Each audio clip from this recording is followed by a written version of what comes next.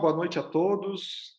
Vamos esperando aí o pessoal entrar na sala para a gente dar início ao nosso terceiro dia, tá bom? Nosso quarto dia.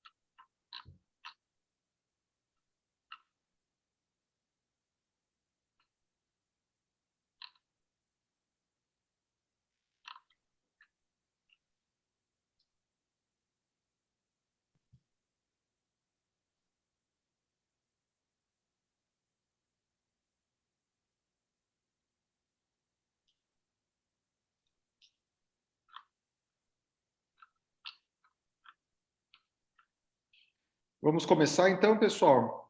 Já temos um coro aí de mais de 50 pessoas na sala, então acho que já é um bom momento para começarmos, né? Vamos recapitular. Esse mini curso, pessoal, é uma iniciativa, é bom reforçar isso. Boa noite a todos. É bom reforçar que esse mini curso é uma iniciativa do Observatório Sul-Americano de Segurança Pública e Cidadania. Esse observatório ele é fruto de uma parceria entre a OAI, a Organização dos Estados Ibero-Americanos, e o IDP, que tem como um dos eixos principais a realização de cursos de capacitação.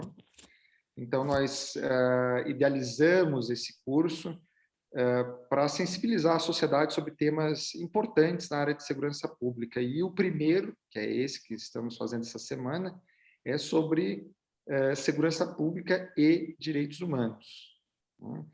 Para realizar esse curso, nós tivemos a parceria super importante do Instituto Sou da Paz, e a gente agradece muito a eles, porque eles abraçaram essa ideia e entraram nessa iniciativa no primeiro momento que a gente convidou.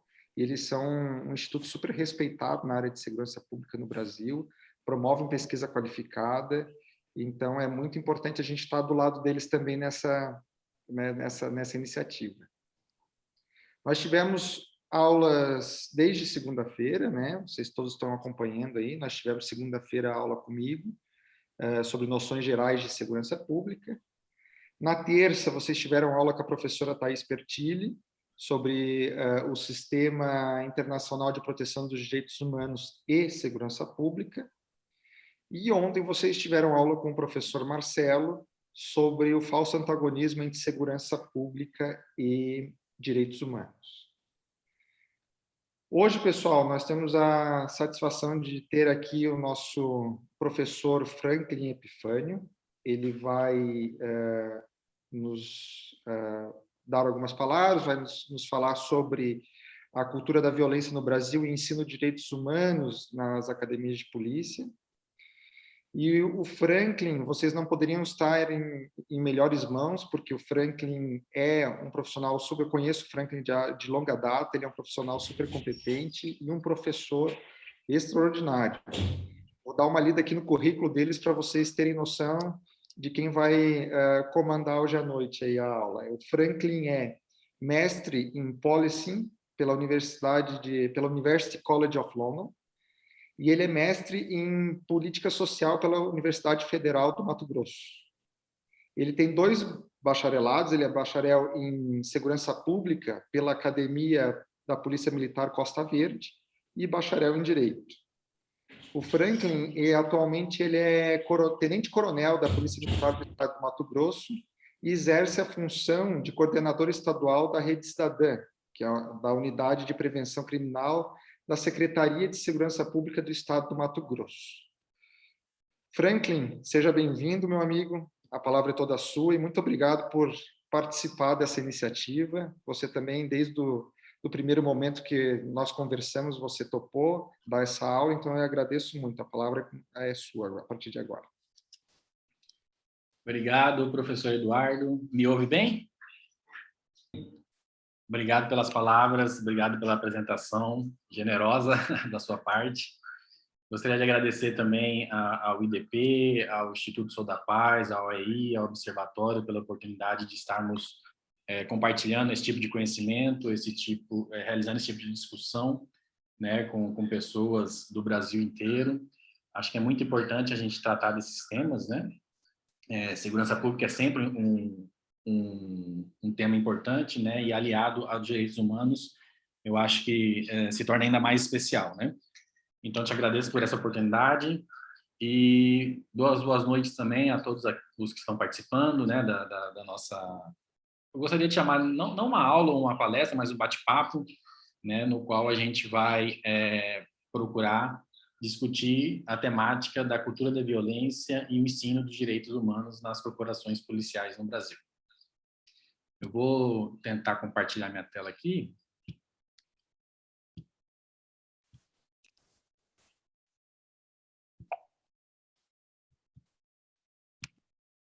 Aparece aí, Eduardo? Só me confirma, por gentileza. Aparece sim, tá em tela completa. Beleza, obrigado. Então tá. Bom, pessoal, é a nossa quarta aula, né? Como o professor Eduardo falou, né? Eu tive a oportunidade de acompanhar todos os dias, né? Desde o Eduardo, a professora Thaís, o professor Marcelo ontem. Acompanhei também com o intuito de aprender bastante com eles e também entender de onde eles falavam, né? Até para que eu evitasse repetir alguma coisa, né? Que eles já tivessem falado. Então, o nosso tema hoje é a cultura da violência e o ensino de direitos humanos nas corporações policiais. Vai ser inevitável... Deixa...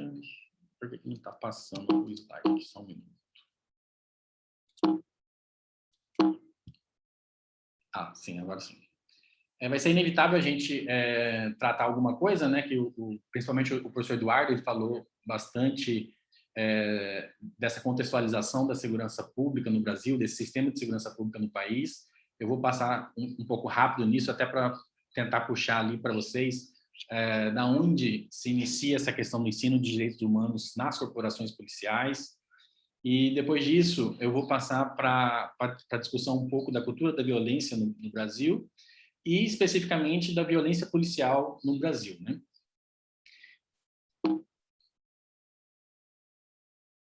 Então, dentro dessa contextualização, é importante dizer que a polícia organizada, enquanto instituição autônoma e especializada, constrangida, então, por princípios de legalidade e legitimidade, ela vai surgir na Europa apenas no século XIX, né? Então, essa polícia, ela, enquanto uma instituição organizada e especializada, é algo muito recente.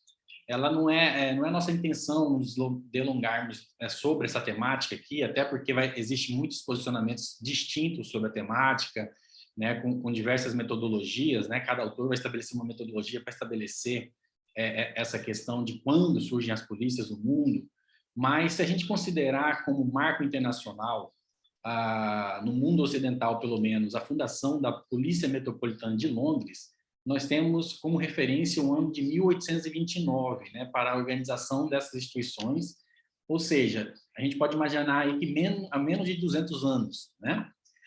Todavia, lógico, né, que a gente sabe que a função policial, ela, enquanto mecanismo de controle das condições de sociabilidade, né, de um determinado grupo social, ela sempre existiu nas mais diversas sociedades.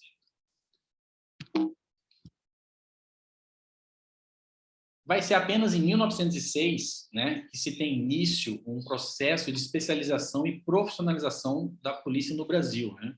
Quando o governo de São Paulo, na ocasião, ele contrata uma missão francesa para instruir a força pública do Estado.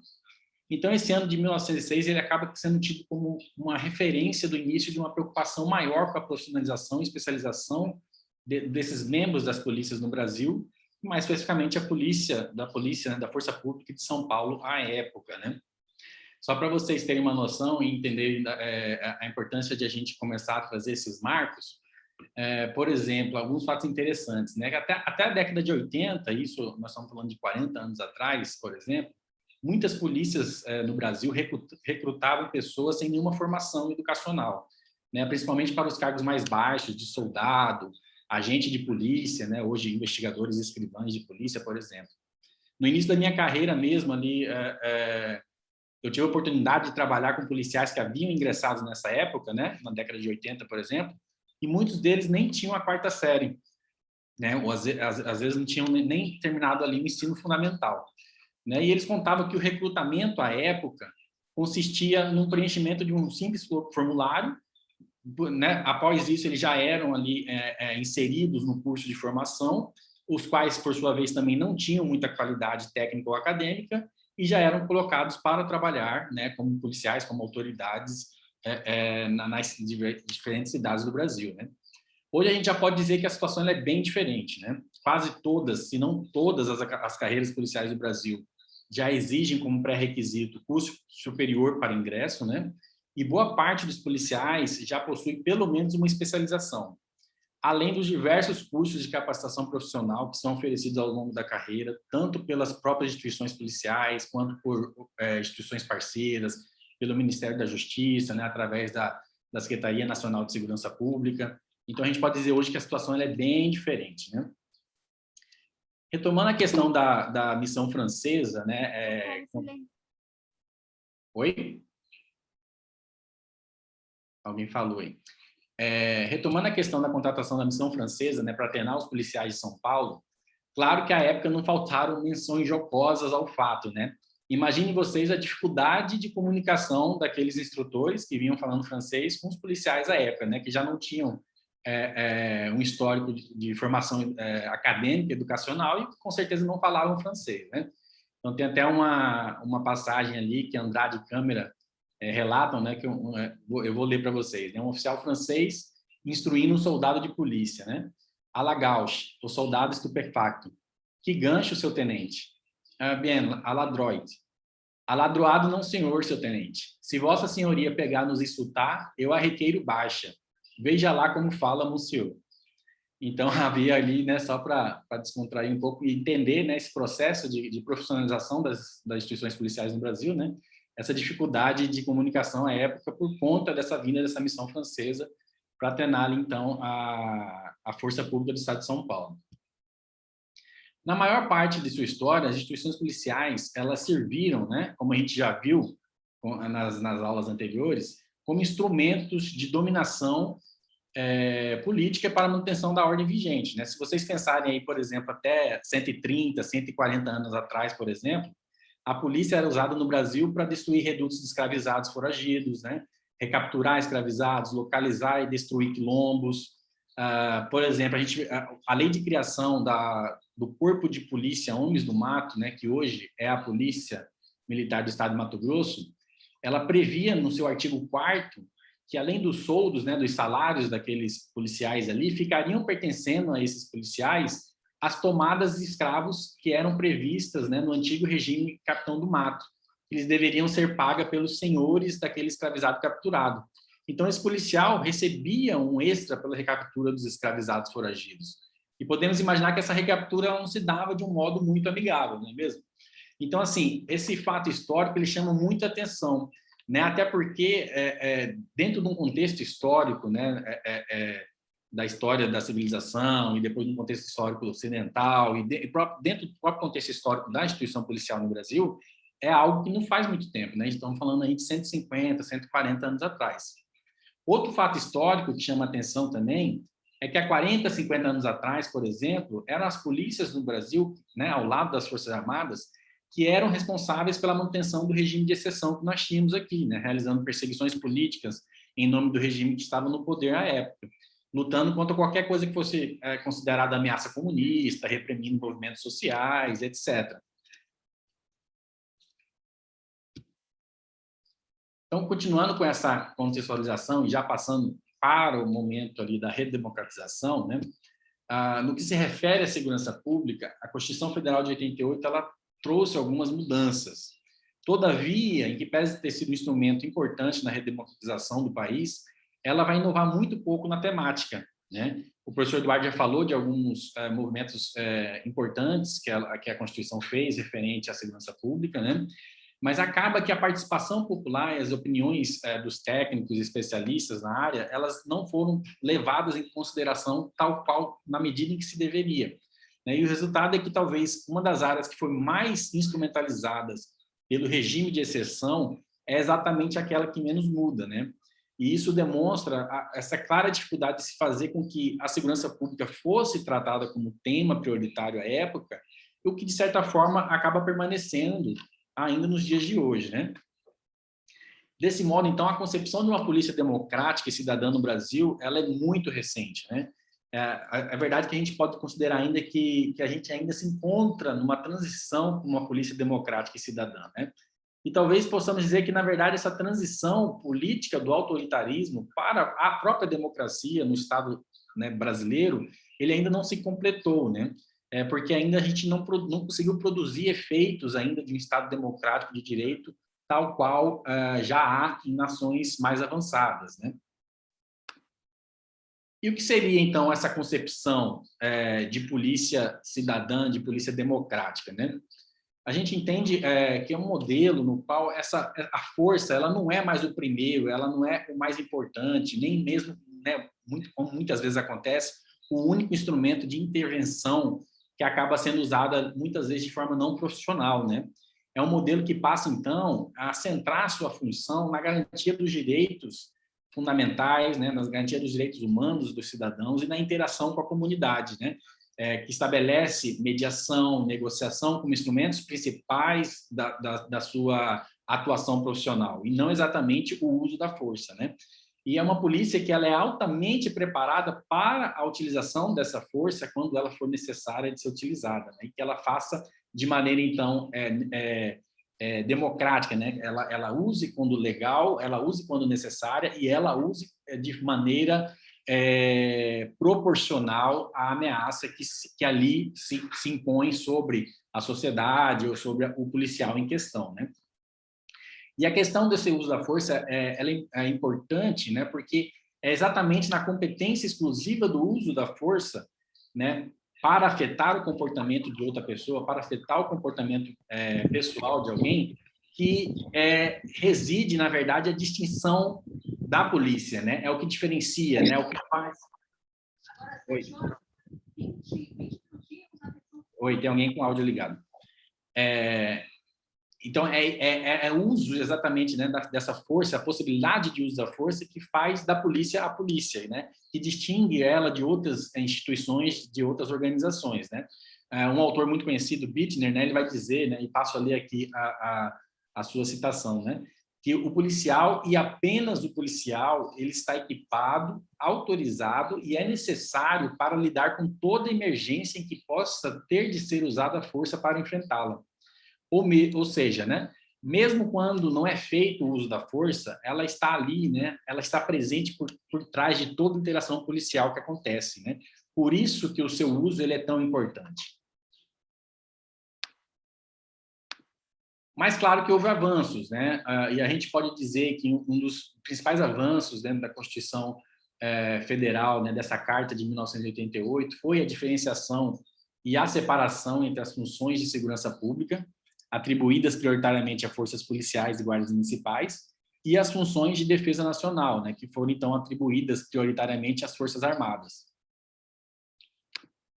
Um segundo avanço importante na Carta de 88 foi a subordinação das polícias militares e civis aos governadores dos estados, né, que passaram, então, a ser responsáveis pela formulação e pela implementação de políticas de segurança pública. E essa inovação ela permitiu que esses governadores, então, fortalecessem as secretarias de segurança e, por meio delas, passassem, então, a organizar as polícias de acordo com as políticas e estratégias voltadas para a segurança pública local, né? E não mais com aquele viés, né? Com aquela a ideologia de defesa nacional, né? E um terceiro ponto importante, né? Uma inovação importante que essa Carta de 88 traz, foi também a atribuição ao Ministério Público, né, da função de exercer o controle externo da atividade policial. Agora a gente já vai passar aqui com uma contextualização pós-Constituição de 88. Né? Nos últimos 30 anos, foram apresentados vários planos e programas nacionais de segurança pública. e todos procuraram implantar políticas públicas de segurança que integrassem as 3 esferas de atuação, né, federal, estadual e municipal, visando prevenir a violência e a criminalidade. Porém, todos acabaram tendo problemas de continuidade nas diferentes gestões que se sucederam. E isso foi muito bem explicado pelo professor Eduardo, né, nessa dificuldade que foi, então, desses planos, né, que foram lançados ali, e o primeiro deles em 91, de se fazerem contínuos, né, de se sobreporem a mais de um governo, né, de que os diferentes governos que vieram se sucedendo, né, no comando do país seguissem aquela metodologia ou melhorassem ela, né? Essa descontinuidade do governo federal acerca desses planos, ele acaba que não contribuiu para a redução da criminalidade, com certeza, né? E acabou comprometendo muitas conquistas que já haviam sido alcançadas, né? E ela foi regra também nos contextos estaduais, né? O que acabou prejudicando muito o estabelecimento de uma agenda positiva para o setor. Agora, né, nós estamos, então, agora com um plano nacional, né, e faço questão de frisar aqui a importância disso, né, desenhado em 2018 e que tem a intenção de ter a sua continuidade até 2028. Então, a sua proposta é para 10 anos, né? E a gente espera que esse programa, que esse plano, né, ele possa guiar boas práticas, né, e mudanças no setor que já há muito tempo, né, vinha sendo tratado, a gente pode dizer, de uma maneira um pouco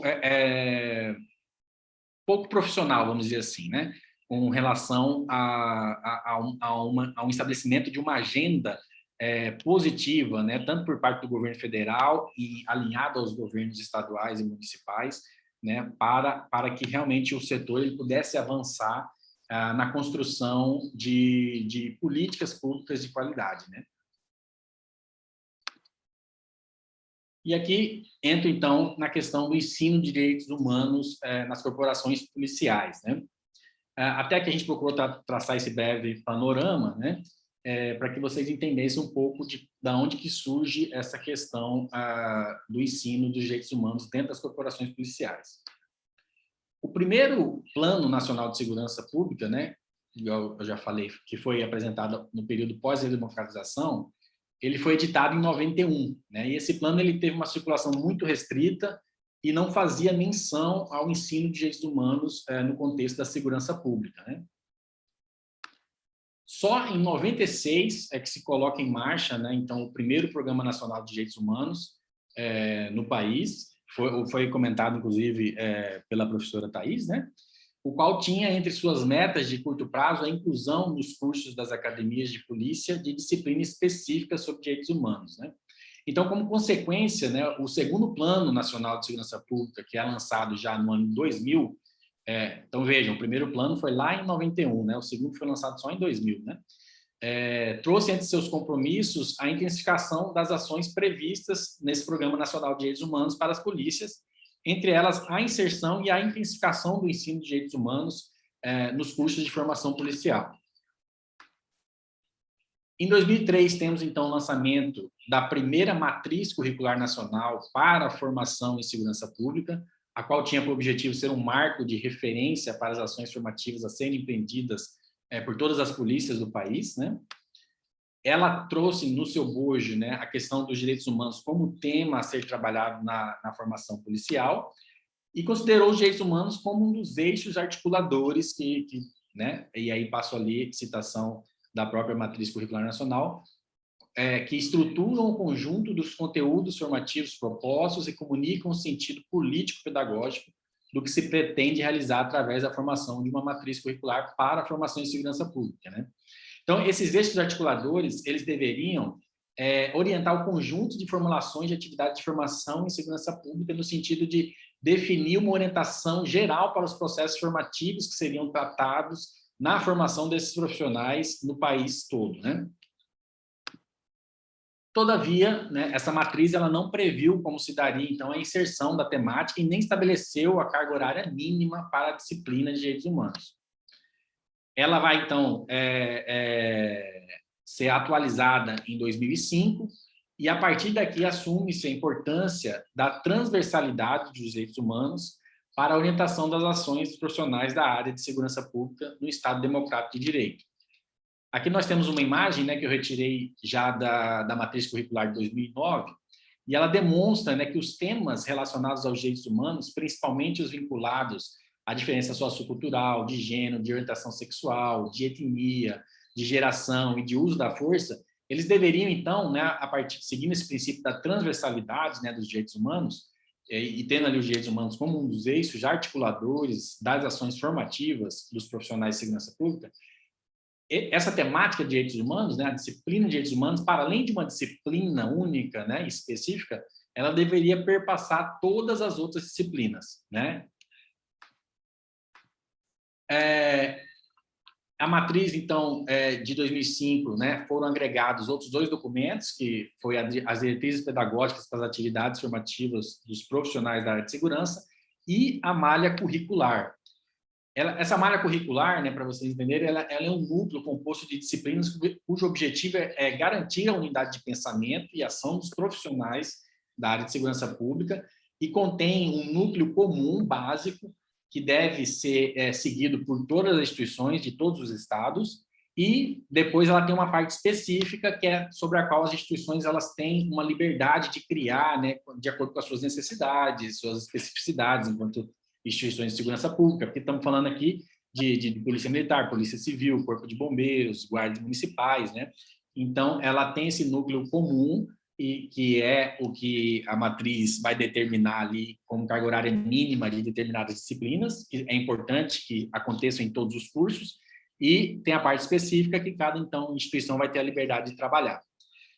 Essa malha curricular de 2005, ela previu, então, que a disciplina de direitos humanos deveria corresponder a pelo menos 6% da carga horária do núcleo comum dos cursos de formação das instituições policiais. Na questão, então, da forma desses cursos, né, para vocês entenderem, o que se ensina em sala de aula é que as habilidades operativas dos agentes de segurança pública, elas necessitam estar respaldadas pelos instrumentos legais de proteção e defesa dos direitos humanos, pois direitos humanos e eficiência policial são compatíveis entre si e mutuamente necessários, né? E é importante frisar que a atuação policial ela precisa, então, estar voltada à proteção dos direitos humanos, principalmente de grupos que se encontram em situação de vulnerabilidade, né? Então, mulheres, crianças e adolescentes, pessoas com deficiência, LGBTs, idosos, vítimas de criminalidade, usuários de droga, população em situação de rua, indígenas, população negra, né? Então, todas essas temáticas, todas essas populações em situação de vulnerabilidade são vistas, né, dentro dessa ação formativa como grupos que as instituições de segurança pública precisam ver como grupos prioritários no sentido de voltar uma atenção para as necessidades dessa população específica com relação à atuação policial, né? Essa matriz curricular 2005 ela foi posteriormente atualizada em 2009 e em 2014, né?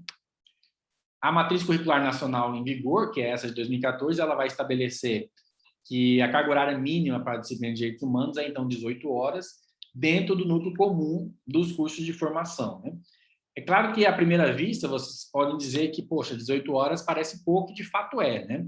Mas, na prática, a maioria das academias de polícia, né, destinam uma carga horária bem maior, né? Geralmente em torno de 30 horas-aula para a disciplina de direitos humanos especificamente, né? Isso sem falar que essa disciplina, como eu já falei, ela deve ser trabalhada em transversalidade, né?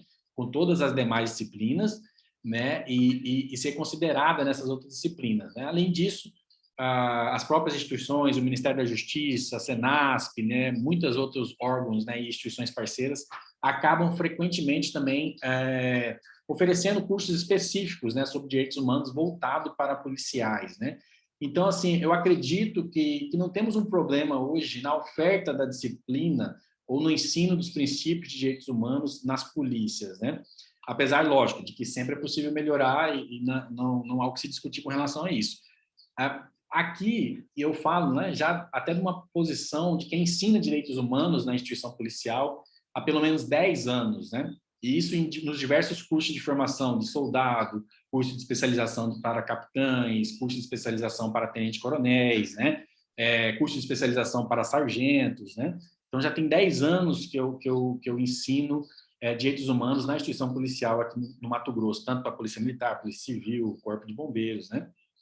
Então, eu acho que, assim, o ensino nas polícias tem avançado bastante de uma maneira geral, né? Um exemplo, né, que aconteceu recentemente aqui na Polícia Militar do Mato Grosso, nós conseguimos vamos realizar agora uma especialização lato sensu, né, para capitães, para o qual nós abrimos, então, um edital público para a contratação de professores do Brasil inteiro, né, tendo em vista a realização de aulas de maneira virtual, que nos permitiu fazer isso. Então, estamos abrindo as portas para pesquisadores, professores, né, que não são necessariamente policiais, que não são necessariamente do nosso estado, né, e a gente entende que isso representa um avanço muito grande, né, para a instituição policial. Abrir as suas portas, abrir os seus cursos de formação, né, para que o conhecimento acadêmico ele adentre os portões da instituição e passe, então, a ter essa formação policial, né, menos, vamos dizer assim, endógena, né, menos de dentro, né, mas traga conhecimento de pessoas de fora, né? Então, eu vejo que hoje, né, talvez quando a gente fala de desrespeito aos direitos humanos, né, e de violência policial, o problema, então, ele vai ser de outra ordem, né? Então, acho que já não cabe mais dizer que há falhas na formação do policial, né? E vamos passar a tratar disso a partir de agora, né? A cultura da violência, né? Só para deixar claro, é importante estabelecer isso, existem diversos tipos de violência, né? A mais comum e mais lembrada geralmente é a violência física, mas nós temos a violência psicológica, a violência sexual, violência moral, patrimonial, temos a violência obstetrícia, né, que muitas mulheres sofrem, por exemplo, durante o parto. Todavia, quando a gente fala em violência relacionada à segurança pública, ela é referente, né, à violência física e psicológica no geral, né?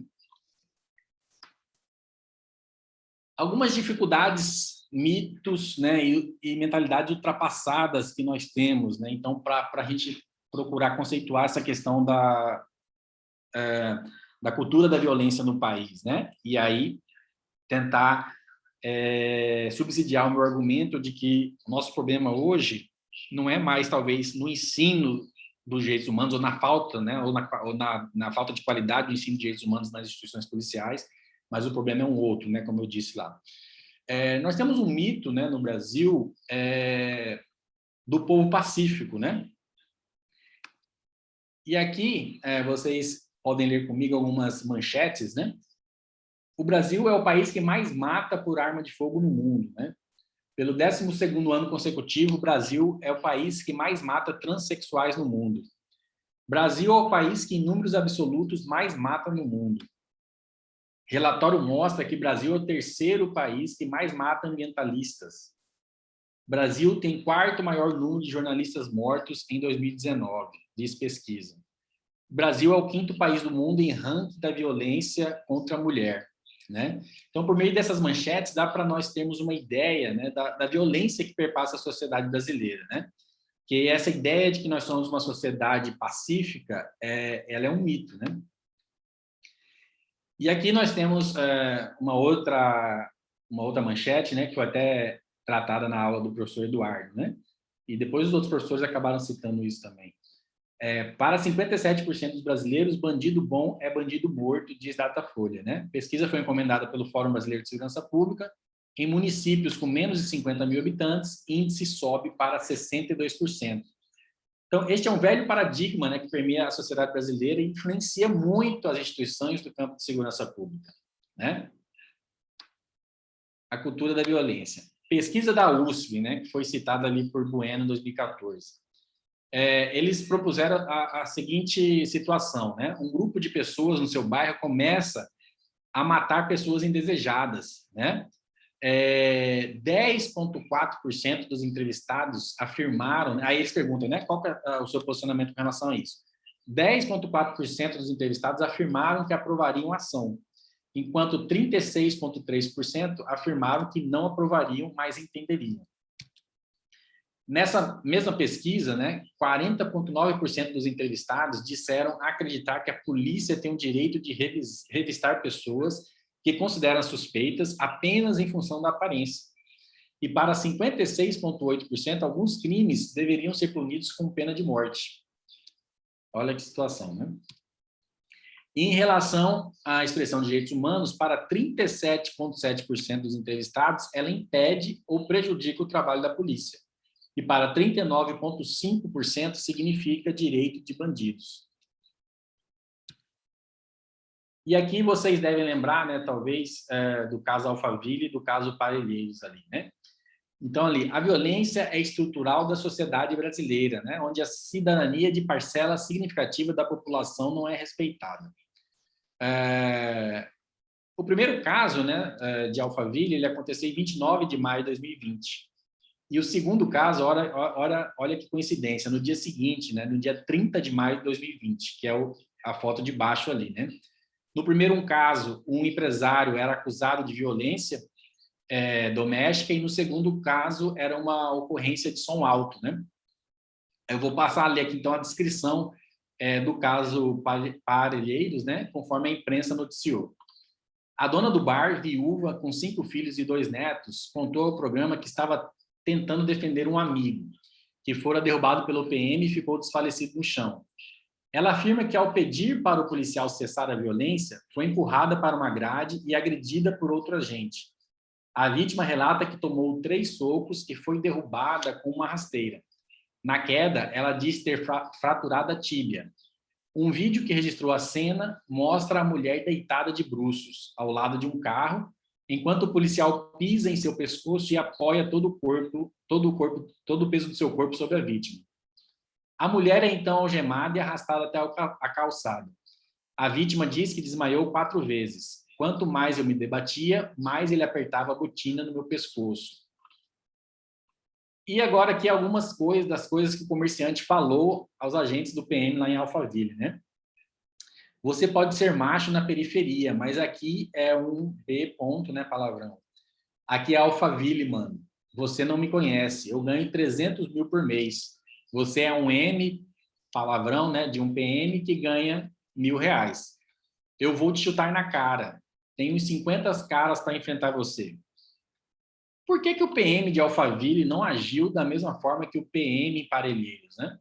É a pergunta que fica. Afinal, ambos receberam o mesmo treinamento, fazem parte da mesma instituição, né? O que acontece ali, será, né? Por que esses policiais não agiram da mesma forma? Por que o policial de Parelheiros não foi tão paciente quanto o policial que estava atuando ali em Alphaville, né? Ou por que o policial que estava atuando em Alphaville não foi tão violento quanto o policial de Parelheiros, né? Então, a questão é que a gente pode pensar que para determinados grupos de pessoas no Brasil, a cidadania ela não está posta, não está garantida, né? É necessário conquistá-la, é necessário reafirmá-la a cada dia. Esse morador de Alphaville, ele tem advogado, tem segurança, tem acesso à imprensa, tem tempo e recursos para processar o policial, se for necessário, tem contatos políticos que podem prejudicá-lo, né? Pode prejudicar o policial. E o morador de periferia tem o quê? Nem tempo para ir na delegacia ele tem, né? Se ele for, ele vai perder um dia de trabalho, ele vai poder ser mandado embora do seu emprego, né? Provavelmente, porque ele vai numa delegacia ou num quartel de polícia denunciar um outro policial, provavelmente ele vai ser mal recebido, né? Então, a gente tem que refletir, né? Para quem essa cidadania no país ela está garantida, né? E ali tem uma citação do professor Carvalho, que ele vai dizer que quem define a cidadania na prática, né? Num país igual ao Brasil, é a polícia, né? Porque ali, né, na periferia, né, na calada da noite, quem vai definir né, que tipo de tratamento esse cidadão merece, né, infelizmente, né, e porque, igual eu falei, a cidadania de muitos ela não está garantida, não está posta e ela precisa ser conquistada, vai ser o policial que está ali na rua, que está ali na ponta, né? Mas a gente tem que refletir também de onde vem esse policial, né? E aí tem uma imagem, né, que simula o solo de Marte, né? Quer dizer, o que importa aqui é a gente refletir né, e tentar entender que essas polícias, né, e esses policiais, eles são resultantes do contexto social em que eles atuam, né? Elas são integradas por cidadãos que são oriundos dessa própria sociedade, né? E ela vai impor um ordenamento jurídico que está em vigor nessa sociedade, vai atuar com base nas condições materiais e jurídicas que lhes são disponibilizadas pelo Estado, né? E é necessário, então, a gente fazer esse adendo, né, que retoma a minha afirmação de agora há pouco, de quando falamos do respeito aos direitos humanos da violência policial, né? O problema talvez seja de outra ordem e talvez não esteja vinculado a eventuais falhas do ensino das instituições policiais, né?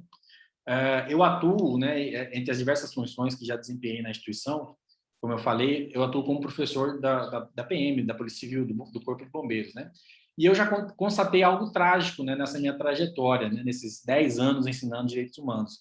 Nos cursos de formação, quando o cidadão está ingressando na instituição, né, ou seja, ele não era policial, essa pessoa ela já ingressa com uma mentalidade bastante contrária aos direitos humanos, né?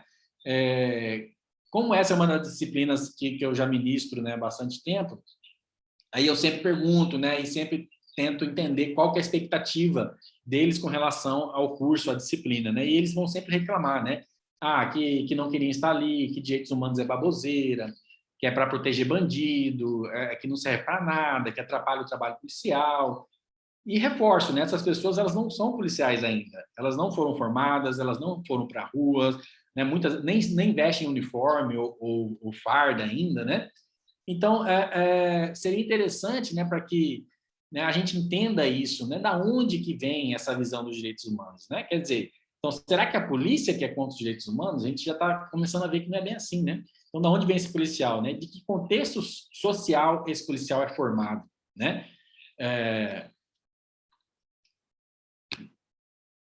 E aí a gente passa aqui, então, para uma outra questão, né? Para o mito do verdadeiro trabalho policial.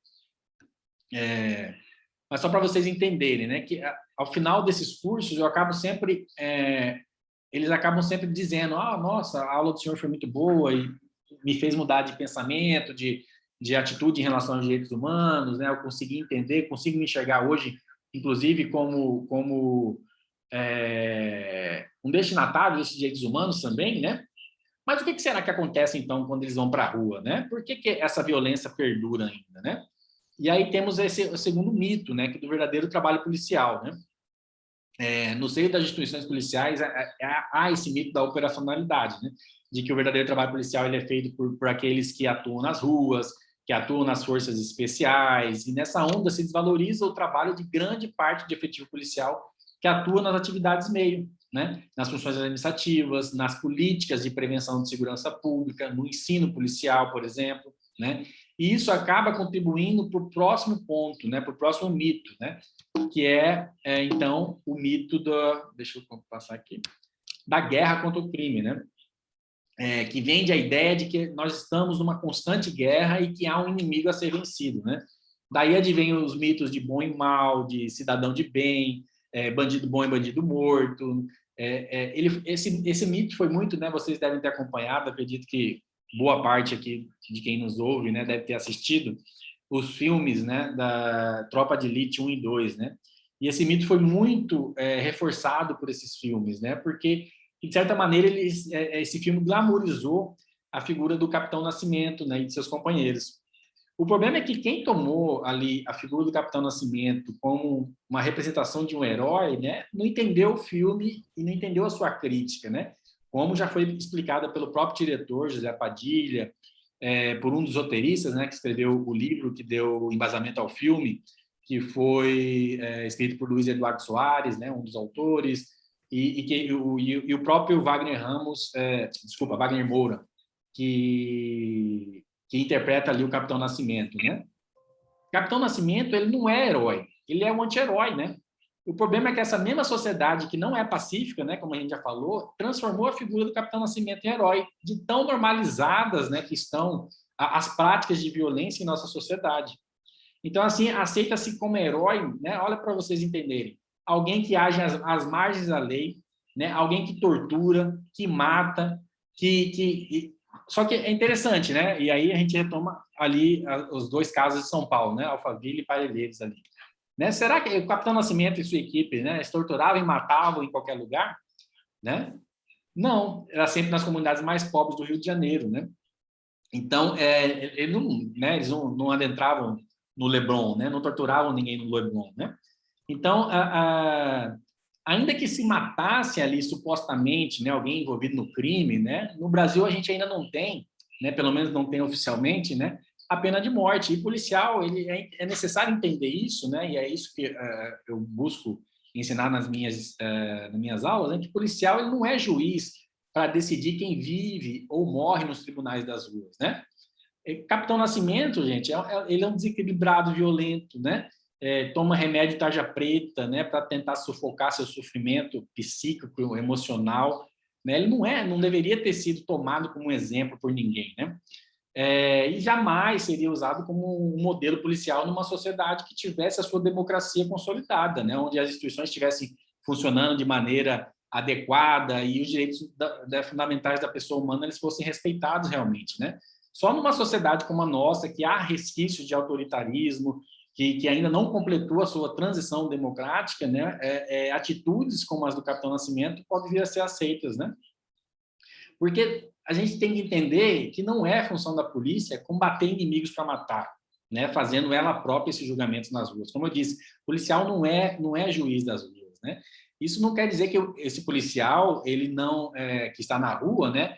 Ele não deva fazer o seu trabalho, né? E eventualmente, se ele for agredido, que ele não possa reagir. É lógico que ele pode reagir e deve proteger vida de terceiros, né? E a sua própria vida antes até mesmo dessa vida desse criminoso. Mas é a situação que vai dizer isso, né? E ele deve reagir, né? E mesmo que seja contra um delinquente, a sua reação vai ter que respeitar os ditames legais, né? Vai ter que seguir então os princípios de legalidade, os princípios de necessidade e de proporcionalidade, né? Que são princípios do uso diferenciado da força.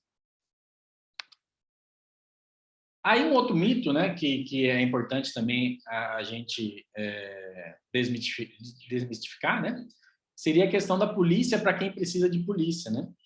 Ora, quem precisa de polícia, né? Todos nós precisamos de polícia, né? A gente vê que o que vemos hoje é que a mesma polícia, os mesmos policiais, né, que ao final de uma ação particularmente truculenta de manutenção da ordem, por exemplo, eventualmente necessária, vão auxiliar pessoas num trânsito em engarrafamento, vão salvar feridos de um acidente, vão acolher pessoas agredidas, auxiliarão, né, e darão fim a uma ocorrência com refém, auxiliarão profissionais da saúde. Estamos vendo agora, né, acredito que em todos os estados, né, aqui em Mato Grosso, a polícia tem auxiliado na distribuição das vacinas, né? Então, há um autor francês, né, Monjardet, Dominique Monjardet, que vai dizer que é o seguinte: nada é mais enganador do que a distinção de uma boa polícia que protege e, em oposição, uma má polícia que reprime, né?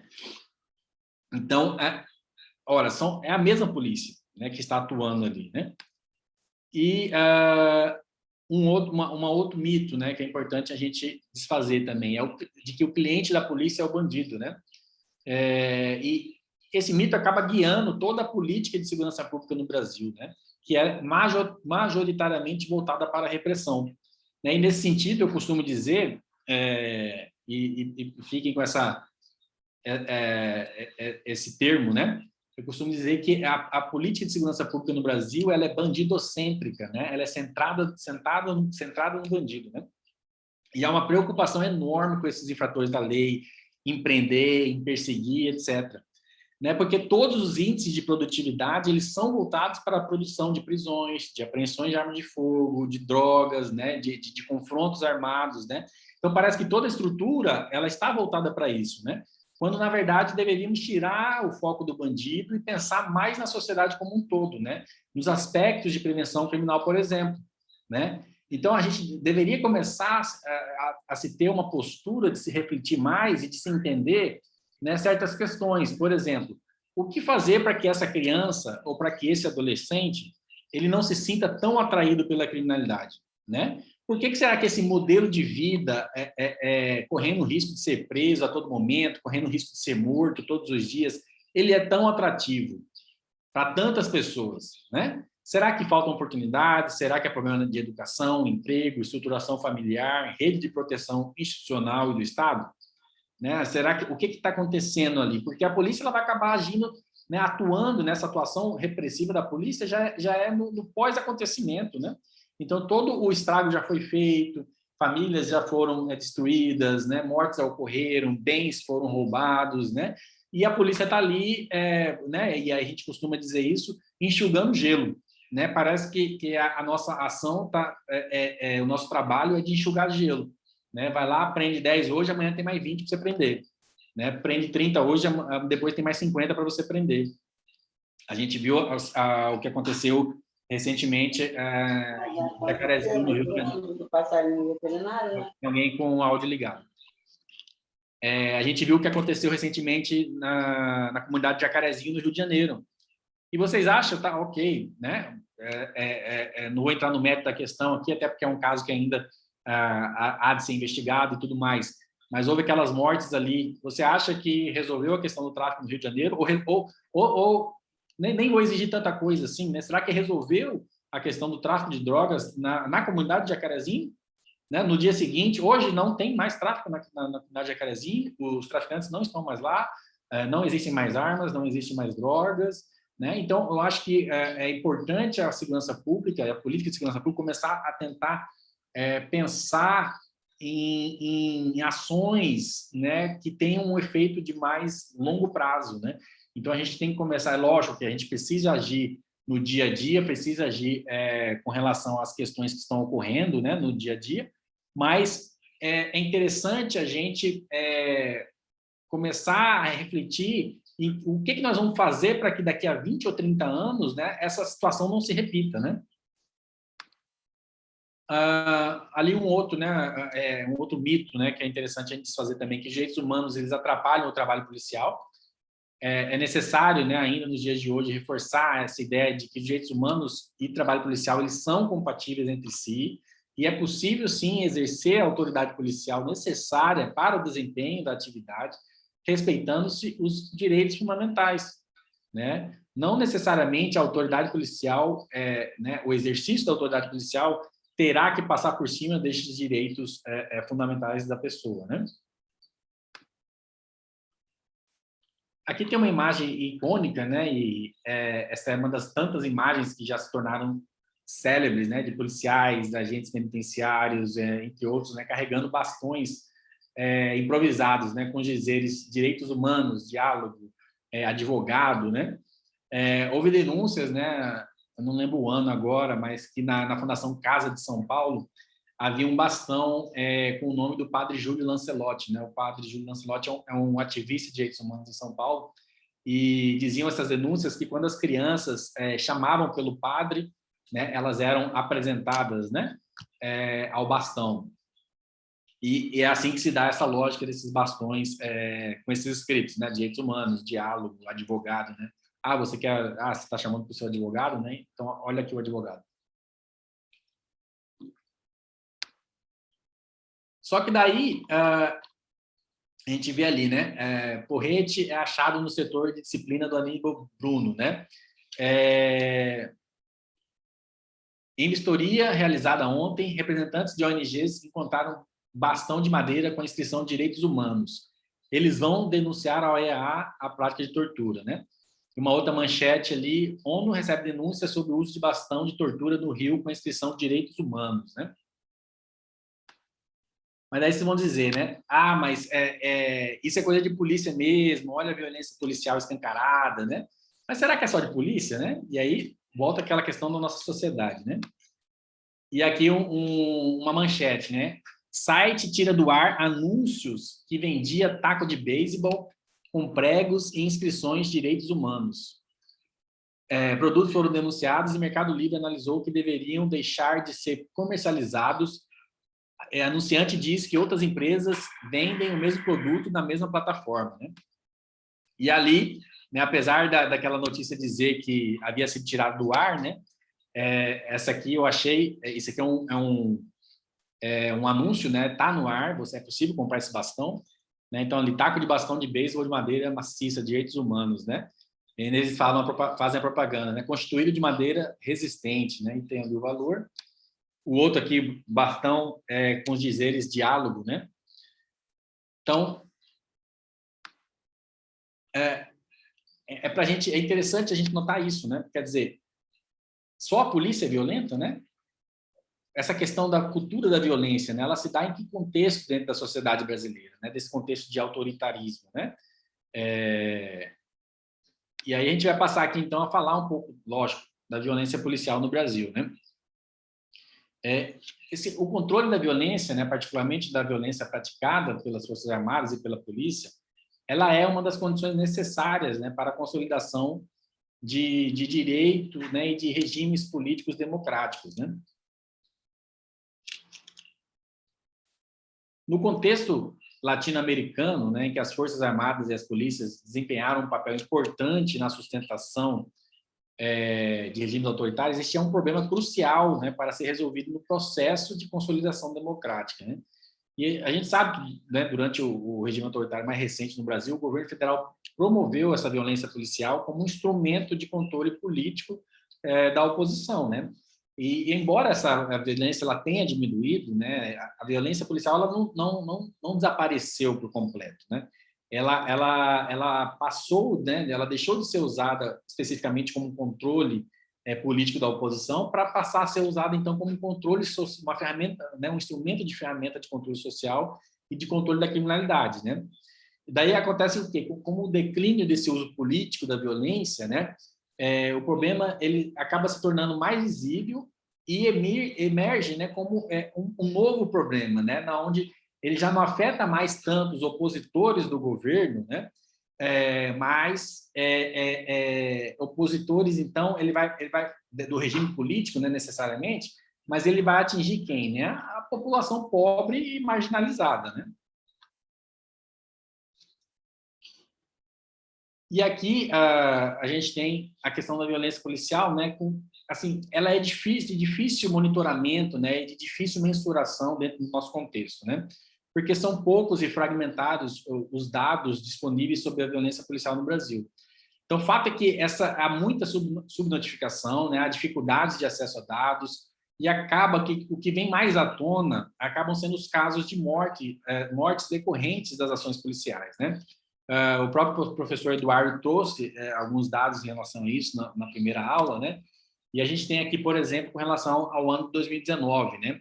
Que ocorreram 6.357 mortes, né, por intervenção policial, o que representa, então, 13,3%, né, das mortes violentas intencionais que ocorreram no país naquele ano, né, segundo dados do Fórum Brasileiro de Segurança Pública.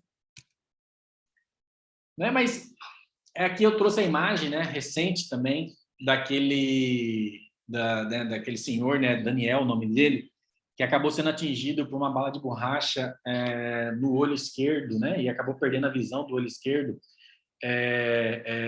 na ação da polícia em Recife, né, em Pernambuco, né. E é interessante a gente parar para refletir, né, que ameaças, né, representam cidadãos procurando seus direitos e cidadãos indo trabalhar, né? Ele nem na ação ali, né, de contestação do governo, né, federal, ele nem na manifestação ele não estava, né? Ele estava indo trabalhar, ele estava só de passagem por ali e acabou sendo atingido por essa bala de borracha no seu olho esquerdo, perdeu a visão, né? E nem no evento ele não participava, e ainda que ele estivesse participando do evento, né? Que tipo de ameaça esses cidadãos estão apresentando ali para que sejam, então, recebidos dessa forma, né? Então, é necessário a gente refletir sobre isso. E aí, algumas pesquisas, né, que tratam dessa questão da violência, né, policial no Brasil, né? O Fórum Brasileiro de Segurança Pública realizou essa pesquisa em 2016, que diz que 70% da população ela acredita que as polícias cometem excessos de violência no exercício da função, né? Entre jovens de 16 a 24 anos de idade, a sensação ela é ainda mais nítida, sendo que 75% deles acreditam que os policiais abusam do poder. 53% dos brasileiros, né, sendo 60% daqueles na faixa etária de 16 a 24 anos, tem medo de ser vítima da violência da Polícia Civil e 59%, sendo 67% na faixa etária de 16 a 24, temem ser agredidos por policiais militares. Né? Então, continuando na temática, existe uma diferença fundamental, né, entre policiais e outros cidadãos, né, que eu já falei aqui, que é a questão do uso da força. Né? Essa diferença fundamental é importante a gente ter em mente, porque a atividade policial, por ela já prever esse uso da força, ainda que potencial, né, ela vai trazer inerente a possibilidade, né, do uso dessa força de maneira ilegítima, é lógico, né, vai depender da circunstância ali, e nem todos vão saber agir da maneira como a situação exige. Né? O professor Paulo Mesquita Neto ele vai trazer algumas concepções da violência policial. Né? E aqui eu faço questão de citar 3 para vocês, né? A concepção jurídica, a concepção política-sociológica e a concepção jornalística. Né? Do ponto de vista jurídico, distingue-se, então, o conceito de força do de violência, né? Com base no quê? Na legalidade dos atos de força e na ilegalidade dos atos de violência. Né? Nesse ponto de vista, a gente considera atos de violência aqueles em que os policiais usam a força contra outra pessoa de maneira ilegal, né? Ou seja, contra os ditames legais. Né? Isso acontece, por exemplo, quando os policiais usam a força física de forma não relacionada ao cumprimento do seu dever legal. Né? Por exemplo, policiais fora de serviço usam da sua função, usam do seu armamento, da sua posição ali, e usam da força física contra, por exemplo, outra pessoa para impor sua vontade, por exemplo, durante uma briga doméstica ou uma situação na vizinhança, por exemplo. Né? Mas há também casos, né, de policiais em serviço que usam a força física contra outras pessoas de maneira não relacionada ao cumprimento do dever legal. Né? E aí, por exemplo, uma prática de extorsão, uma prática de tortura, são casos que são abrangidos, né, por essa concepção da violência, né, essa concepção da violência policial enquanto jurídica. Né? Já na perspectiva política ou sociológica, são considerados casos de violência policial não apenas aqueles que envolvem o uso ilegal da força, né, mas também o uso ilegítimo, sobretudo aquele caso, por exemplo, que quando o uso ele é desnecessário ou excessivo. Né? Então, se você vê, por exemplo, uma troca de tiros, né? Provavelmente aquela troca de tiros após a fuga de grupos de bandidos, por exemplo, que acabaram de realizar algum assalto, alguma coisa do tipo, ela pode ser até legal, mas será que ela é legítima quando ela coloca em risco outras pessoas que podem estar passando por ali, ou podem estar naquela região, ou moram naquela região e acabam sendo também vítimas dessa violência, né?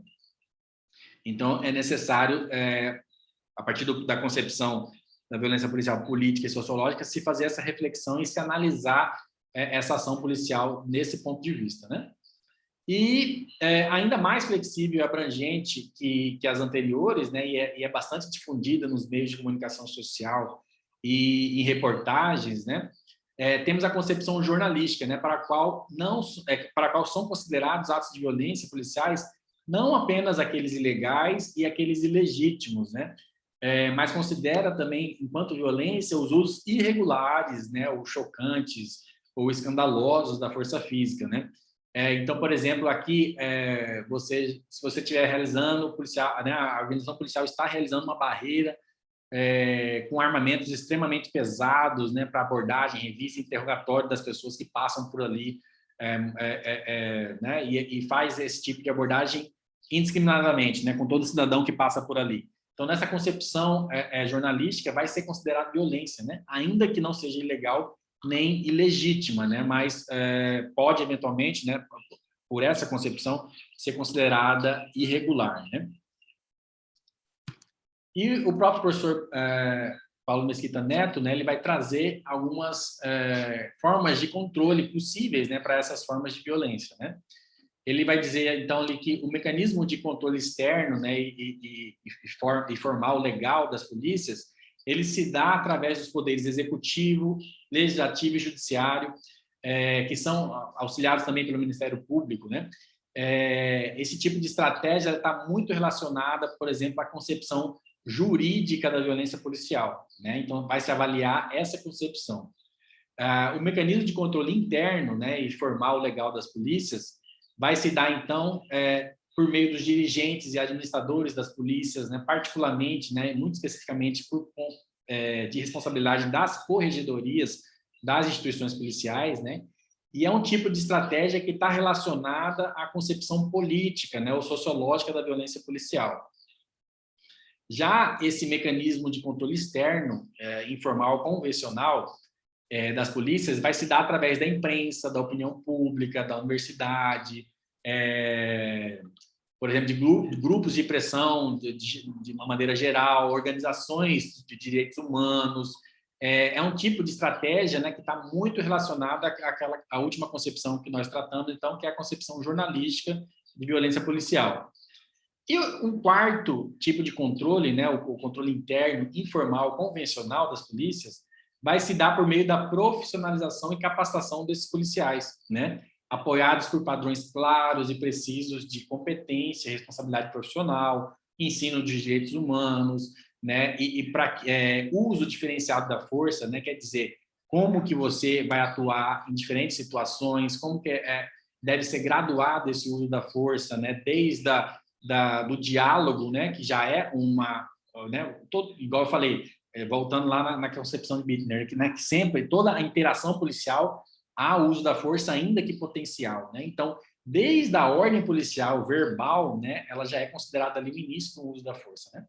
Então, como que se dá essa gradação, por exemplo, até a utilização de uma arma de fogo, se for necessário, né, a força letal ali, por exemplo, né?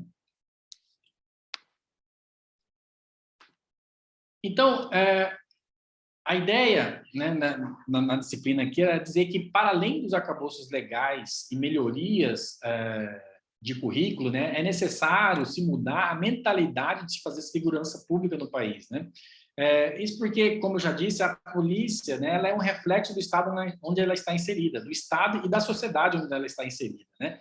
Então, quer dizer que não é meramente um arcabouço legal revestido de modernidade, de humanismo, né, que vai assegurar instituições policiais diferentes, né? O processo ele é muito mais profundo e ele exige uma mudança tanto de ações quanto de mentalidade nos diversos segmentos sociais e nos centros do poder, né? Assim, torna-se evidente, né? É necessário, né, que a forma de funcionamento e atuação da polícia ela reflita, né? Ela vai se refletir, né? A forma, né? A natureza de regime político vigente, né, e das relações dos diferentes grupos, né, dentro dessa sociedade.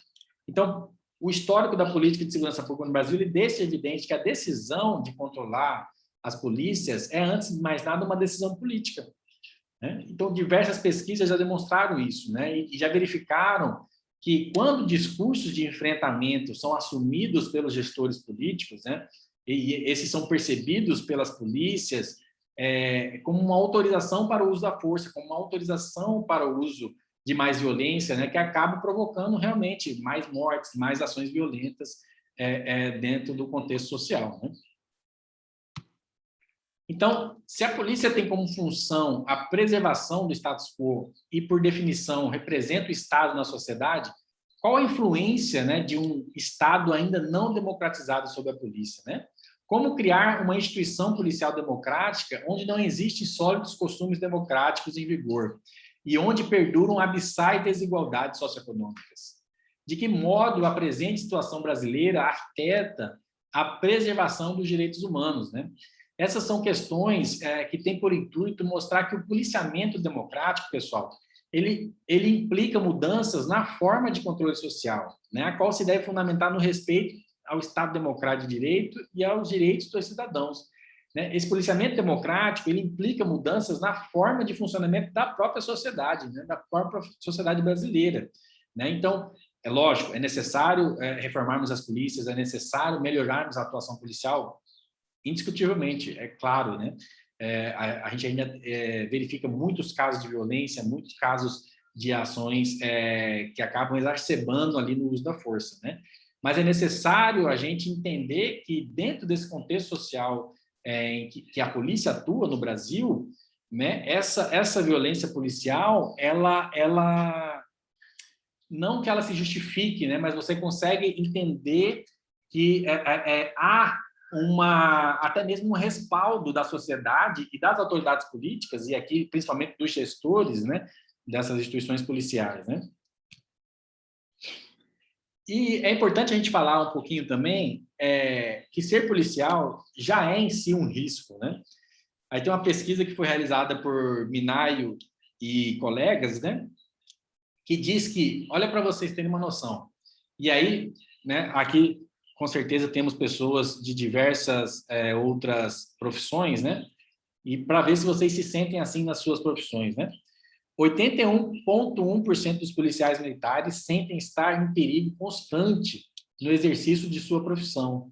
18,9% sentem estar em perigo eventual. Ou seja, a percepção de risco é absoluta no desempenho de sua atividade profissional, né? Quer dizer, 100% dos policiais, se você somar ali, né, eles sentem riscos pelo desempenho da sua profissão policial, seja o risco constante ou o risco eventual.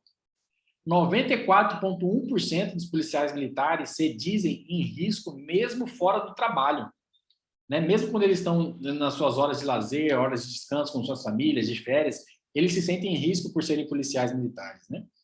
Esses policiais que estão com medo, eles precisam o quê? Tomar decisões em situações rápidas, né? E solitárias em ambientes imensamente adversos, né? Então, imagina você numa operação noturna, numa atuação numa comunidade que você não conhece, né? Numa área que você não tem o controle de toda a situação, né? É extremamente difícil você tomar decisões, né? Só quem já esteve numa situação de troca de tiros, né? Já ouviu, né? A munição ali cortando o ar em cima da sua cabeça, né? Fazendo aquele barulho característico ali, sabe o que é isso, né? Sabe o que é atuar num ambiente desse, né? No estresse que isso causa, né? Na dificuldade que né? E você está ali também preocupado com sua vida, em voltar para casa e etc, né? Então, esses riscos percebidos, eles aumentam ainda mais a sensação de estarem iniciando um ambiente de guerra, o que contribui também para o aumento da violência policial, né? Porque esse próprio policial, como ele vive com medo, né? Quem está com medo atua de que forma, né? Geralmente atua de forma violenta, né? Isso, o próprio comportamento animal já mostra isso, né? Além disso, pessoal, é necessário a gente entender que faltam meios adequados de trabalho para as polícias no Brasil. E isso, né, mesmo nos grandes centros, mas imagine também nas menores cidades, né, fora também do eixo Rio-São Paulo, né, dos estados mais ricos, falta muita estrutura, viaturas de qualidade, equipamentos ergonômicos, sabe? Armamentos de qualidade, treinamento de qualidade, né? Por muitos anos, né? Isso tem melhorado, né? Recentemente, vai por muitos anos. A gente ouve dizer policiais que ficam, às vezes, quase que a carreira inteira sem treinar tiro, sem treinar a utilização de equipamentos menos letais, né? Por exemplo, armas de eletrochoque, diferentes gases, né? Munições de borracha, né? Elastômero, etc. Muitos policiais não têm acesso a esses treinamentos, né? Questão salarial também, em alguns estados, também deixa muito a desejar. É uma profissão que apresenta um risco muito grande à saúde e à vida do policial, né? E ali, um segundo ponto, falta essa atenção à saúde do policial enquanto trabalhador. E aqui chama atenção para a saúde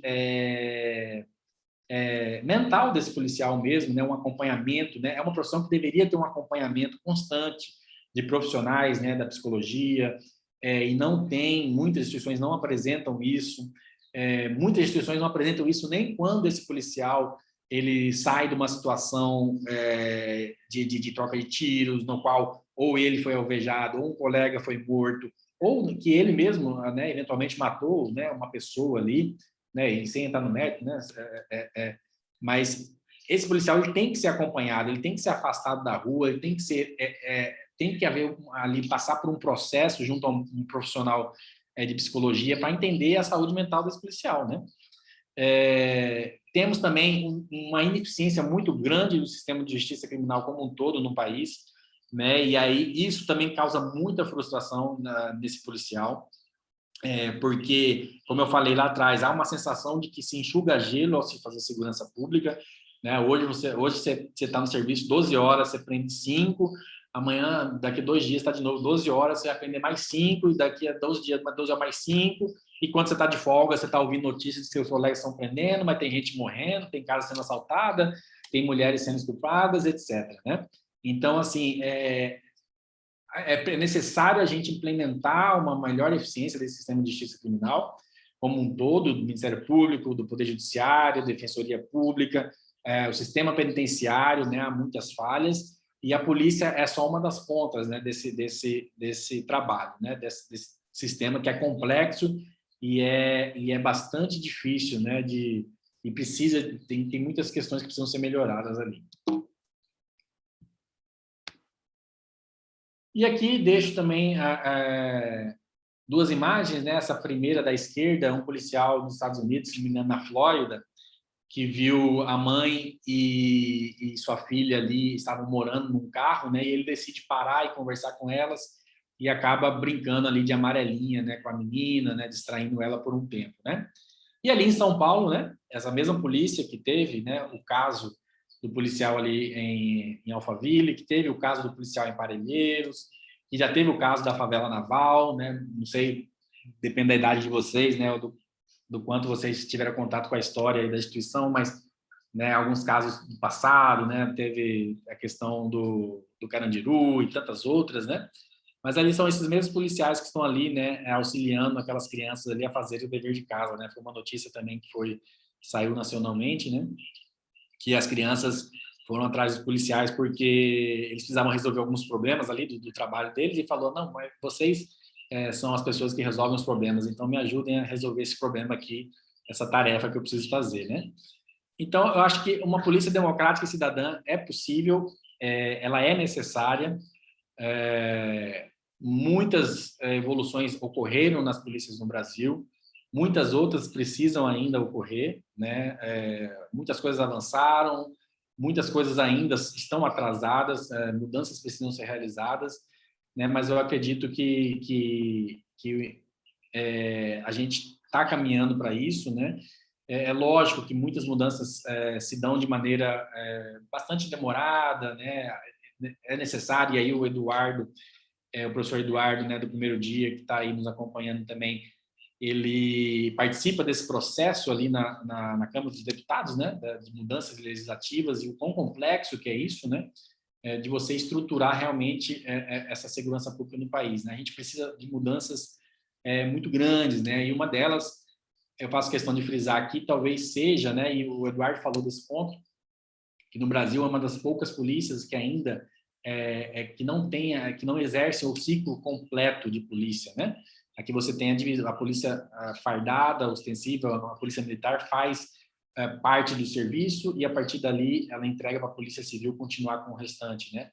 E há muito problema de solução de continuidade nessa questão, né? Então eu vejo hoje assim, para qualquer mudança que se pretenda na segurança pública e por qualquer mudança positiva que se faça, mais investimento, melhores salários, melhor capacitação profissional, etc., o que for, o que quer que seja, nós temos um teto hoje, nós conseguiremos atingir. E esse teto chama-se a questão, o fato de não termos o ciclo completo de polícia. Enquanto a gente não tiver o ciclo completo de polícia, nós não vamos conseguir ultrapassar esse teto de melhoria, entendem o que eu quero dizer? Só a partir do momento que a gente tiver esse ciclo completo, que a gente melhorar a integração entre as instituições da segurança pública, a forma como elas se comunicam, etc., que a gente vai conseguir atingir outros níveis de melhoria em outras áreas, né? Isso é uma mudança que eu vejo como urgente, né? Já deveria ter se acontecido, perdemos essa oportunidade na questão da Constituição de 88, né? E isso já se arrasta, porque realmente, como eu falei, é um vespeiro, é difícil de mexer isso, né? O Eduardo pode falar isso com mais propriedade do que eu, mas é algo que vai ser necessário se fazer num determinado momento, né? E aqui, então, ficam as referências bibliográficas que nos auxiliaram na confecção dessa aula, né? Desses slides, né? E fica também o meu muito obrigado. eu sigo à disposição de vocês, né, para qualquer dúvida, qualquer questionamento.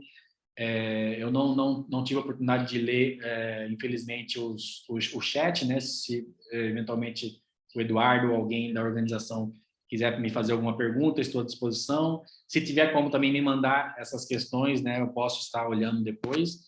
E fica ali também meu e-mail, né, epifaniofranklin@gmail.com, à disposição de vocês, né, para qualquer contato profissional que vocês tenham interesse aí. Obrigado. Professor Franklin, muito obrigado. A aula realmente eu acompanhei do início ao fim aqui e foi brilhante. Assim, eu acho que a gente pensa segurança pública de uma maneira muito parecida. E a sua aula realmente foi bastante esclarecedora. Tiveram várias dúvidas no chat. E eu queria aproveitar esses minutos aí, queria aproveitar o privilégio de professor aí, fazer uma pergunta para você e depois passar para uma segunda que engloba, eu acho, uns 3 questionamentos que teve no chat. Uma pergunta que eu queria fazer para o professor é o seguinte: ali quando a gente fala de matriz curricular, de direitos humanos no ensino, nas corporações, eu fico com um pouco de dúvida nessa prática e eu queria que você me esclarecesse. Será que o que falta não é quantidade de horas, aulas para os policiais sobre direitos humanos, não seria mais um direitos humanos aplicado? Porque, às vezes, eu fico pensando sobre a real efetividade de você deixar um policial numa academia entendendo sobre gerações de direitos humanos ou sobre o que diz a Carta da ONU sobre direitos humanos, se, na verdade, muito do que a gente vê de violação é na prática do uso da força, né? O que você acha, professor? Você acha que, de repente, esse viés de ensino, de repente, não está um pouco errado? Oi, Eduardo, obrigado pela sua questão. Não, e é interessante, né? Realmente, igual você falou, o que adianta, né, cara, você pegar ali 18, 30 horas aula e ficar debatendo teoria de direitos humanos e a primeira geração, segunda geração, terceira geração, né, e da onde que vem a Revolução Francesa e etc. e tal. Quando, na verdade, esse policial ele quer entender esses direitos humanos na aplicação prática, né? Então, nesse sentido, eu acho assim, eu acho que tem um espaço aí para uma melhoria do currículo, mas tem muito espaço para a melhoria da qualidade dos professores, né? E aí vai depender da forma como eles são selecionados pelas diferentes instituições, né? Para que esses professores eles consigam, né? Eles tenham conhecimento dos direitos humanos, mas tenham conhecimento dos direitos humanos aplicado à atividade policial, né? E para além disso, né? Mas também o que complementa isso aí também, né? Ainda que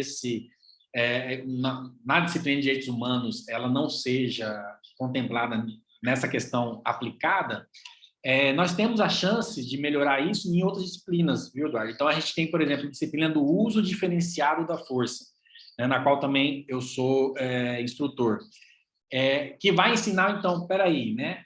Quais são os contextos de atuação profissional, né, de interação desse policial com a comunidade, com a sociedade, e em que contexto, né, o uso da força vai ser necessário, que tipo de uso da força, né, que tipo de situação eu uso né, apenas a voz, a vocalização, né, da minha autoridade, que tipo de situação que eu vou usar um instrumento menos letal, que tipo de ação a algema vai ser necessária, que tipo de ação uma arma de eletrochoque vai ser necessária, ou que tipo de ação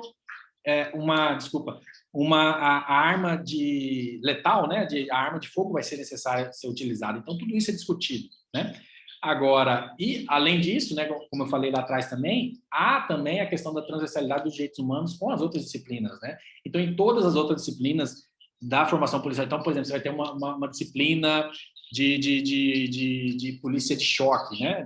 Aquela polícia que atua em movimentos, né, em grandes eventos, por exemplo. Os direitos humanos tem que estar inserido ali, né? Como que vai ser a atuação dessa polícia nesses eventos, né? E como que essa polícia vai respeitar os direitos humanos nessa atuação, né? Nesse tipo de exercício da força. Mas para além do ensino, aí você vai em outras fases, por exemplo, você ensina o policial o uso diferenciado da força.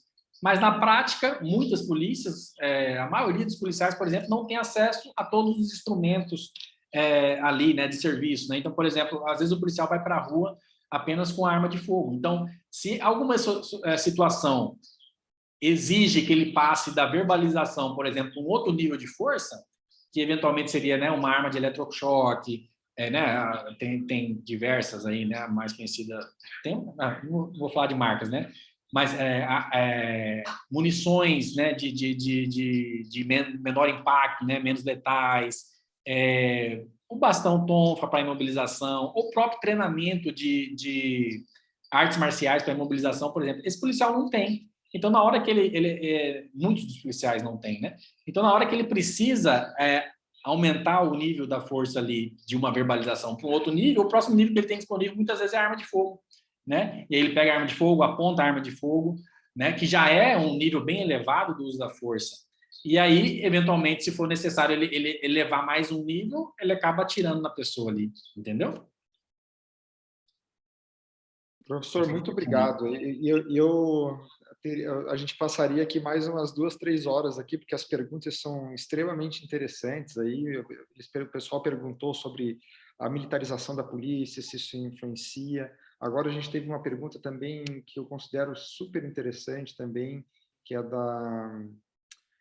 deixa eu ver o nome da aluna aqui, da Natália, sobre os protocolos de uso da força pela polícia, se não tinham que ser mais transparentes, enfim, mas isso aí eu vou deixar para que o senhor responda aí, de repente, num e-mail, pedir para o pessoal fazer essas perguntas, mandar para o e-mail do professor Franklin, porque a gente já está com o tempo já estourando, mas as perguntas foram bem interessantes, professor, e as discussões aqui foram muito boas no chat, enquanto o senhor estava dando aula aqui. Ah, bacana. E, professor, então, para encerrarmos, eu queria agradecer novamente a sua presença. Teve um comentário de uma aluna aqui que eu acho que bate muito bem com o que eu penso também, eu vou reproduzir. A Ana Kelly Reis falou em determinado momento, diz o seguinte: eu fico muito feliz em ouvir um policial com tais reflexões e saber que tem ocorrido tentativas de desconstrução da visão interna das polícias, que no cotidiano aparecem tão desvinculadas das suas básicas de direitos humanos. E aí, nessa linha da Naquele Reis aqui, eu queria dizer, professor, que para mim, que trabalho no Congresso, trabalho no DP, para a professora Thais e professor Marcelo, talvez a gente fique mais tranquilo quando fala sobre direitos humanos e atuação policial, porque a gente tem uma visão muito de fora, né? E eu acho que a maneira com que você pensa em segurança pública é muito boa, não só para a sua corporação, mas para o Brasil. Eu acho que são poucos os policiais que conseguem ter esse tipo de reflexão, e eu acho a sua atitude de ter essa reflexão sobre esses assuntos tão sensíveis, eu acho uma atitude muito corajosa, já que você faz parte da Polícia Militar, que tem toda uma característica e tem todo, né, um sistema interno de hierarquia e disciplina, e que às vezes é difícil a gente refletir sobre determinados assuntos que são sensíveis para a segurança pública. Então, parabéns, professor Franklin, não só pela aula, mas pela sua postura profissional aí, que eu tanto admiro. Tá? Obrigado, Eduardo. Obrigado a todo o pessoal da organização. Obrigado a todos os ouvintes que permaneceram aí conosco, né? Acho que perto de uma centena de pessoas nos ouviram até o final. Agradeço a atenção de vocês, né? Fico feliz em debater esses assuntos, viu, Eduardo? Então, assim, sempre que houver essas oportunidades, eu estou à disposição. Eu acho, né, igual você falou, realmente eu vejo como uma necessidade mesmo de termos vozes dentro das instituições policiais, né, para discutir isso, né, para trazer também o ponto de vista da instituição e que compreendam também, né, de um ponto de vista acadêmico, né, toda essa situação que ocorre, né, e o que a gente pode fazer para melhorar realmente, né. Então, eu sigo à disposição, como eu falei, né, meu e-mail estava ali, né, epifaniofranco@gmail.com. Quem precisar, quem quiser trocar figurinhas, né, discutir mais, quem quiser referências bibliográficas sobre o assunto, né, eu tenho interesse em discutir isso, né, e sigo à disposição de todos aí. Obrigado. Obrigado, professor. E, pessoal, não se esqueçam, amanhã nós temos a nossa última aula também e vai ser show de bola. Nós temos como convidada amanhã a nossa parceira, a Carolina Ricardo, que ela é diretora executiva do Instituto Sol da Paz, e ela vai nos falar um pouco sobre os caminhos possíveis aí para a construção de uma segurança pública cidadã. Então, Eu sei que às vezes sexta-feira à noite é meio difícil, mas a aula é imperdível. Se eu fosse vocês, acompanhavam até o fim, tá bom? Muito obrigado. Eu acho que o Gustavo perguntou aqui se as aulas vão ficar disponíveis. Sim, quem se inscreveu ali na plataforma do Open Class, as aulas vão estar todas disponíveis para quem quiser assistir posteriormente novamente, tá bom? Boa noite a todos e obrigado aí pela companhia até essa hora aí, até as 8h30. Um abraço.